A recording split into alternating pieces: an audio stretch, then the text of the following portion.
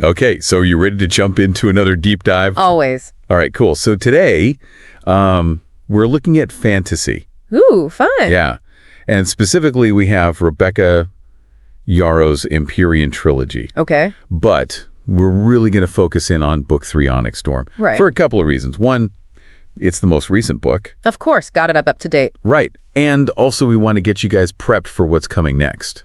Yeah, sequels, prequels, whatever's coming down the pipeline. Yeah, exactly. So whether you are, super familiar with the Empyrean Trilogy, or maybe this is the first time you're hearing about it, we're going to extract all those juicy details and get you up to speed. Totally. And what I find really fascinating about this series is that the first book, Fourth Wing, actually hit #1 on the New York Times bestseller list. Wow, yeah. And it's being developed as a TV series. So, oh, wow. Yeah, with Michael B. Jordan's production company. No way. Yeah, that's a pretty big deal. That is a big deal. Like, how often does that even happen? Right. So clearly there's something special about these books that's just captivating readers and viewers alike. Well, and it's not just like commercial success either. Right. Like Fourth Wing won a ton of awards. Oh, yeah, it swept the awards. Yeah, like across the board.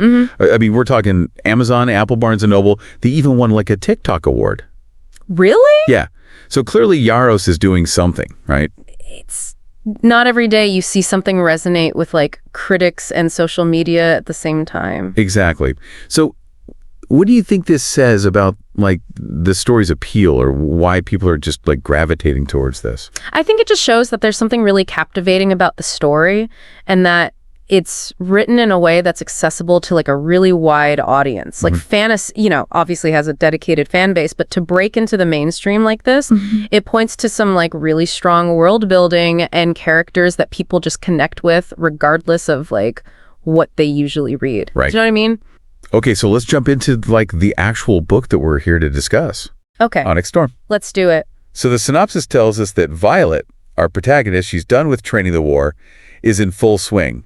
But here's the twist. She can't trust anyone. Oh.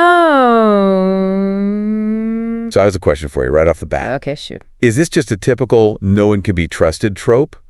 Or is there like something more to this? That's a good question. Like, could Yarros be setting us up for some like truly gut-wrenching betrayals? I mean, it's definitely possible. Right. I think the synopsis definitely hints that there's danger coming from inside the ranks, not just like from the external enemies. Right. Which definitely raises the stakes. Right. I mean, if anyone could be a traitor, Yeah. like every alliance you make, every interaction becomes suspicious. You start second-guessing everything. Exactly. It just creates like a lot of tension. Totally. And it's not just the human element that she's facing. Right. The synopsis also mentions Violet journeying beyond the failing Aretian wards.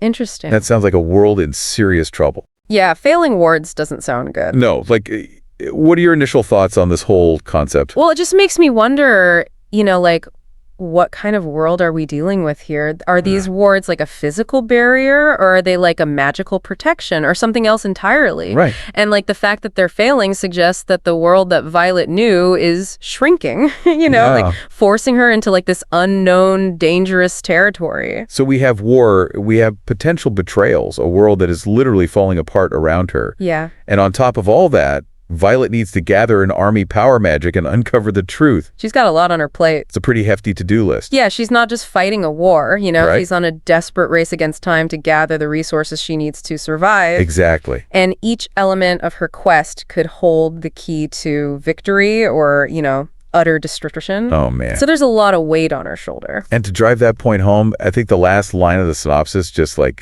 sends chills down my spine. What is it? It says, but a storm is coming and not everyone can survive its wrath. Ooh, yeah, that's ominous. It's ominous, right? Yes. Very well written. Yeah, it's brilliant. What do you make of that? Well, it just leaves you wondering on so many levels. Right. Like, is this storm literal or is it metaphorical? Both. Or both. Right. And who's going to be swept away in its wake? Yeah. It just sets the stage for like these really high stakes and potential loss, Yeah, and, there's going to be some heartbreak. Oh, for sure. Yeah. It just ensures like a gripping read. So we've got war, we've got dragons, we've got secrets, a desperate quest for survival. It sounds like Onyx Storm's going to be a wild ride. Absolutely.